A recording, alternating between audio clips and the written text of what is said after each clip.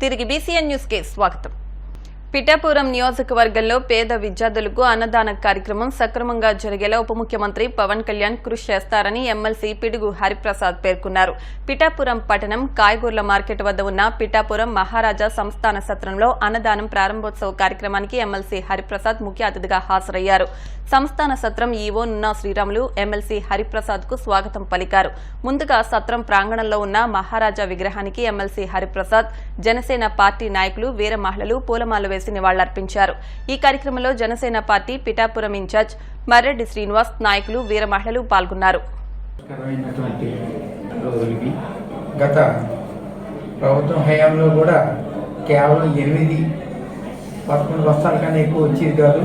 మా సంస్థాన సత్రం మేము స్థాపించిన సంస్థాన సత్రం దీనికి ఎన్నో వందల ఎకరాలు ఇచ్చినప్పటికీ సరైనటువంటి న్యాయం జరగడం లేదు. ఎందుకంటే వేఫేరర్స్కి, తర్వాత స్టూడెంట్స్కి, విద్యార్థులకి, బెగ్గర్స్కి అందరికీ కూడా భోజనాలు పెట్టి సదుపాయంతో మా స్వర్గీయ తండ్రి గారు అయినటువంటి శ్రీ మహారాజా పితామహ రావు వెంకట కుమార్ మహీపతి సూర్యారావు బహదూర్ వారు స్థాపించడం జరిగింది.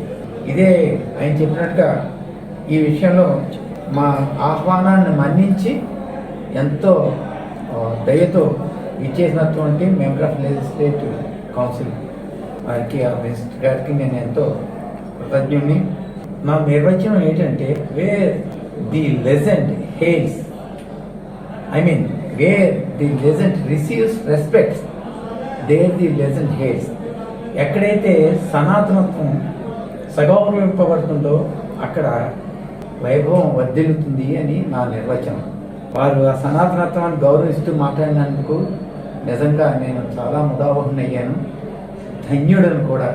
ఇంకా వచ్చేటట్టు చేసినట్టయితే మరింతగా ఎంతోమందికి పేదవాళ్ళకి వారు సాయం చేసిన వాళ్ళు అవుతారు. ఎమ్మెల్సీ గారు గవర్నమెంట్ తోటి, గౌరవనీయ పవన్ కళ్యాణ్ గారితో చెప్పి చేయించాలని, దీనికి సరైనటువంటి యాజమాన్యం గుర్తింపు ఉండాలని వారిని కోరుకుంటూ ఎంతో ఉదాత్తతో పిఠాపురం మహారాజులు ఈ కార్యక్రమాన్ని ఏర్పాటు చేశారు. ముఖ్యంగా సూర్యారావు బహదూర్ గారు ఒక సత్సంకల్పంతో రోజు అన్నదానం జరగాలనే ఒక మంచి ఉద్దేశంతో 511 ఎకరాలు ట్రస్ట్కు విరాళంగా ఇచ్చి పొలం మీద వచ్చే ఆదాయంతో ఇక్కడ అన్నదానం కార్యక్రమాన్ని నిర్వహించడం ఒక గొప్ప విశేషంగా మనం చెప్పుకోవాలి.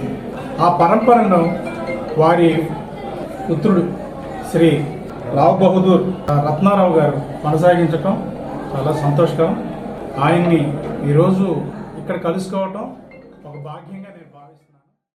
ప్రజల ఆదర అభిమానాలతో కడప ఎమ్మెల్యేగా ఎన్నికైన మాధవిరెడ్డి భవిష్యత్తులో మరిన్ని ఉన్నత పదవులు అలంకరించి ప్రజలకు సేవలు అందించాలని టీడీపీ నేతలు, అభిమానులు ఆకాంక్షించారు. కడప ఎమ్మెల్యే మాధవిరెడ్డి జన్మదిన వేడుకలను ఘనంగా నిర్వహించారు. నగరంలోని పట్టణ నిరాశ్రయుల వసతి గృహంలో 44 డివిజన్ ఇన్ఛార్జ్, కడప నగర మైనార్టీ సెల్ అధ్యక్షుడు కాజా పీర్ ఆధ్వర్యంలో కేక్ కట్ చేసి వేడుకలు నిర్వహించారు. ఈ కార్యక్రమంలో పాల్గొన్న టీడీపీ రాష్ట్ర మైనార్టీ సెల్ ఉపాధ్యక్షుడు జిలానీ బాషా మాట్లాడుతూ మాధవిరెడ్డి సేవలను కొనియాడారు. వృద్ధులు, నిరాశ్రయుల మధ్య ఎమ్మెల్యే మాధవిరెడ్డి జన్మదిన వేడుకలు నిర్వహించడం చాలా సంతోషంగా ఉందన్నారు. ఈ కార్యక్రమంలో 44వ డివిజన్ టీడీపీ కార్యకర్తలు నరసింహులు, శివారెడ్డి, శ్రీనివాసులు పాల్గొన్నారు. కడప పట్టణ నిరాశ్రయుల వసతి గృహంలో కడప ఎమ్మెల్యే శ్రీమతి రెడ్డప్ప గారి మాధవరెడ్డి గారి జన్మదిన వేడుకలు ఈ వృద్ధులు, నిరాశ్రయుల మధ్య జరుపుకోవడం చాలా సంతోషకరం. కడప ఎమ్మెల్యే రెడ్డప్ప గారి మాధవరెడ్డి గారు కడప నగర అభివృద్ధి కోసం అహర్నిశలు కృషి చేస్తున్నారు. ఎమ్మెల్యే గారు ఇంకా ఎన్నో పదవులు, ఉన్నత స్థాయికి ఎదిగి మంచి పెద్ద పదవులు చేకూర్చుకోవాలని మనస్ఫూర్తిగా కోరుకుంటూ కడప నగర ప్రజల తరఫున, ముఖ్యంగా 44వ డివిజన్ తరఫున జన్మదిన శుభాకాంక్షలు తెలియజేస్తున్నాను. మాలలపై దాడులు చేస్తే సహించేది లేదని రామాజీ వర్గం మాల మహానాడు రాష్ట్ర అధ్యక్షులు వినోద్ కుమార్ పేర్కొన్నారు. కడప జిల్లా ప్రొద్దుటూరులో ఎన్నో ఎకరాలు అగ్రవర్ణాల వారికి అధికారులు కట్టబెట్టడం దారుణమని మండిపడ్డారు. ప్రొద్దుటూరులోని మాలలకు ప్రభుత్వం భూమిని ఉచితంగా ఇవ్వాలని రాష్ట్ర మాల మహానాడు గౌరవ అధ్యక్షులు తాళ్లపాక వినోద్ కుమార్ ప్రొద్దుటూరు ప్రెస్ క్లబ్లో ఏర్పాటు చేసిన మీడియా సమావేశంలో వెల్లడించారు. ఈ మేరకు నూతన కార్యవర్గ కమిటీని ఎన్నుకున్నట్టు తెలిపారు. ప్రొద్దుటూరు పట్టణంలో నూతన కమిటీ వేయడం జరుగుతుంది. అందులో భాగంగా ఈ రాష్ట్ర మాల మహానాడు రామాజీ ఇమానియల్ వర్గం ఈ ప్రభుత్వాన్ని ఏం డిమాండ్ చేస్తుందంటే, ఈ ప్రభుత్వం దళితుల పట్ల చాలా వివక్షత చూపిస్తుంది. రాష్ట్రంలో దళితులపైన అనేకమైన దాడులు జరుగుతున్నాయి. ఆ దాడులన్నీ వెంటనే ప్రభుత్వము ఆపకపోతే వీటిపై అధికమైన ఆందోళనలు చేస్తామని ప్రభుత్వానికి విజ్ఞప్తి చేస్తున్నాం. ప్రొద్దుటూరు పట్టణమునందు ఎన్ని ఎకరాల పొలాలు ప్రభుత్వము అగ్ర కులస్తులకు ఇచ్చిందో మా దగ్గర ఉంది. గతంలో మేము ఆర్డీఓ గారిని, ప్రొద్దుటూరు ఎంఆర్ఓ గారిని చాలా మందిని కలిసాము. రాజుపాలెంలో అయితేమి, నక్కల దిన్నెలు అయితేమి, ఇలా 100 ఎకరాలు పేద బడుగు బలహీన ప్రజలకు లేకుండా డబ్బు ఉన్న వారికే కట్టబెట్టడం అనేది చాలా బాధాకరంగా ఉంది. మొదటగా మేము జిల్లా కలెక్టర్ గారిని కోరేది ఒకటే, ప్రొద్దుటూరు పట్టణంలో ఉన్నటువంటి దళితులందరికీ వారి ఒక్కొక్క కుటుంబానికి 2 ఎకరాల పొలాన్ని ఇవ్వవలసిందిగా మేము డిమాండ్ చేస్తున్నాము. ఏ టైం అయినా సరే రామాజీ ఇమానియల్ వర్గం మీకు అందుబాటులో ఉండి స్పందిస్తాము. కలెక్టర్ దగ్గరికైనా, ఎస్పీ దృష్టికైనా మీ సమస్యను తీసుకుపోతాము. ఎవరికి భయపడేది ఉండదు, ఏమీ ఉండదు. ఇప్పుడు ఎలా ఉన్నామో రాబోయే కాలంలో ఇంకా ధీటైన సమాధానము ప్రభుత్వ అధికారులకు మేము ఇస్తామని తెలియజేస్తున్నాము. జాతీయ అధ్యక్షులు రామాజీ ఇమానియల్ గారి అన్న ఆదేశాల మేరకు ప్రొద్దుటూరులో నూతన కమిటీ జరుగుతుంది. ప్రొద్దుటూరు నియోజక అధ్యక్షులుగా డేకల జక్రయ్య అన్న గారిని ఎన్నుకోవడం జరుగుతుంది. ప్రొద్దుటూరు మహిళా అధ్యక్షురాలుగా మేకల ఉమా గారిని, రాష్ట్ర మలమహనాడు రాష్ట్ర జాయింట్ సెక్రటరీగా ఉల్లి కిరణ్ కుమార్ గారిని, రాయలసీమ అధ్యక్షుడిగా మేకల ఓబ్లేస్ గారిని, ఇంకా కొంతమంది పేర్లున్నాయి. అదే కాకుండా సికే కుమార్ అన్నగారిని రాష్ట్ర రాయలసీమ మీడియా అధ్యక్షులుగా మేము ఎన్నుకోవడం జరుగుతుంది. తెలంగాణ రాష్ట్రం వరంగల్లో హనుమకొండ రెడ్ క్రాస్ సొసైటీ ప్రాంగణంలో నూతనంగా నిర్మించిన తలసేమియా వార్డును గవర్నర్, రెడ్ క్రాస్ సొసైటీ రాష్ట్ర అధ్యక్షులు జిష్ణుదేవ్ వర్మ ప్రారంభించారు. ఈ సందర్భంగా ప్రముఖ దేవాలయాలైన హనుమకొండలోని 1000 స్తంభాల గుడి, వరంగల్లోని భద్రకాళి దేవాలయాలను గవర్నర్ జిష్ణుదేవ్ వర్మ దర్శించుకున్నారు. హనుమకొండ, వరంగల్ జిల్లాల పర్యటన నేపథ్యంలో ముందుగా హనుమకొండలోని 1000 స్తంభాల గుడిలో రుద్రేశ్వర స్వామిని గవర్నర్ జిష్ణుదేవ్ వర్మ, మంత్రి సీతక్క, పొన్నం ప్రభాకర్లతో కలిసి దర్శించుకునేందుకు రాగా పూజారులు పూర్ణ కుంభంతో ఘన స్వాగతం పలికారు. It's an honor actually to open this Thalassemia Center, first floor, and I am very thankful to God that for my first inauguration in Telangana is the Thalassemia Center. And I thought saving life, the grace of God that some people are given this opportunity to open.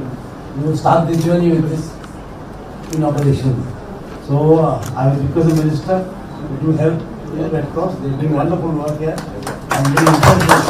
They came to meet me last month. At that time I was very impressed that an organization of this type could do so much of work.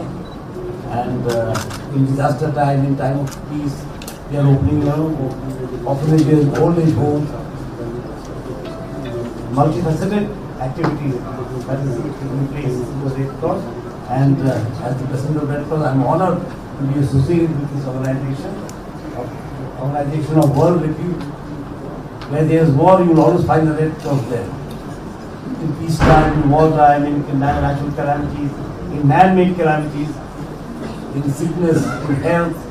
It's a friend. It's always a friend, all-time friend to humanity.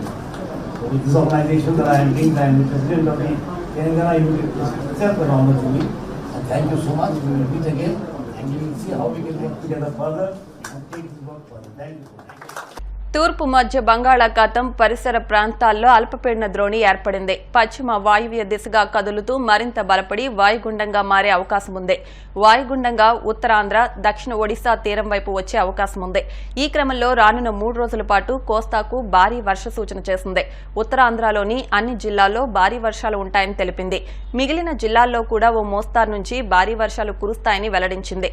మత్స్యకారులు వేటకు వెళ్లొద్దని విశాఖ తుఫాను హెచ్చరికల కేంద్రం alert జారీ చేసింది. విశాఖపట్నం, విజయనగరం, కాకినాడ, ఉభయ గోదావరి, గుంటూరు, పల్నాడు, అనంతపురం, కడప జిల్లాల్లోని కొన్ని ప్రాంతాల్లో తేలికపాటి వర్షాలు కురిసే అవకాశం ఉందని వాతావరణ శాఖ అధికారులు తెలిపారు. శుక్ర, శని, ఆదివారాల్లో ఉత్తర కోస్తాలోని చాలా ప్రాంతాల్లో భారీ నుంచి అతి భారీ వర్షాలు కురిసే అవకాశం ఉందని వాతావరణ శాఖ చెబుతోంది. రాయలసీమలో తేలికపాటి నుంచి ఓ మోస్తారు వర్షాలు కురిసే అవకాశం ఉందని వెల్లడించింది. వార్తలు ముగించే ముందు ముఖ్యాంశాలు మరొకసారి. భీమవరంలో ఉత్సాహంగా జాతీయ క్రీడా దినోత్సవ ర్యాలీ. ముఖ్య అతిథిగా పాల్గొని ప్రారంభించిన 2 టౌన్ సీఐ కాళీచరణ్.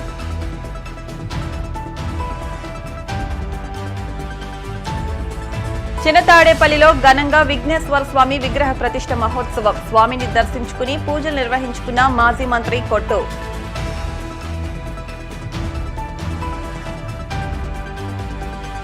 హైదరాబాద్ హైటెక్స్ లో రెండవ రోజు సిఎన్సి ఎక్స్పో. సందర్శకులను విశేషంగా ఆకట్టుకున్న భీమ్ టీవీ స్టాల్.